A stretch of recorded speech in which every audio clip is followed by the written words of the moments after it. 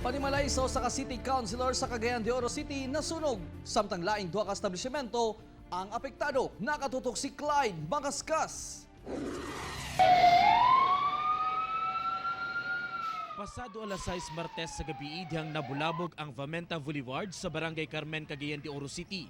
Dihang kalit lang nga miulbo ang dakong kalayo sa usa ka gambalay. Ang taas nga bahin sa maong gambalay, panimalay ni City Councilor George Guking.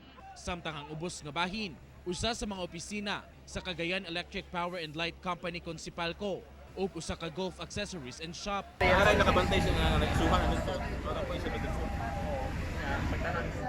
Nakawag kayo sa radyo sa Spalco. Karaan na ang maong gambalay o gama sa kahoy ang taas nga bahin niini. Busa, dali ra nga gilamoy sa kalayo nga miabot sa fourth alarm. Sumala ni Councilor Guking, igo lang kuno siya nakagawas sa iyang kwarto dihang nakita niya ang kalayo.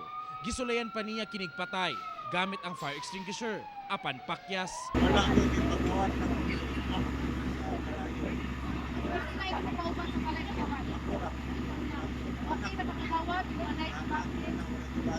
Pasado alas 7 na sa gabi na kontrola ang kalayo nga may danyos kuno og sobra usa ka milyon pesos. Electrical wiring ang usa sa mga ginatutukang anggulo karon sa BFP. Bisan pa man ay sunog bat walay na itaho nga nabay nasamdan or nabay na trap sa maong nga panghitabo. Parayon pa ang ilang investigasyon kung unsa gayod ang tinubdan sa kalayo. Uban si James Yap sa kamera. Ako, si Clyde Makaskas para sa One Mindanao.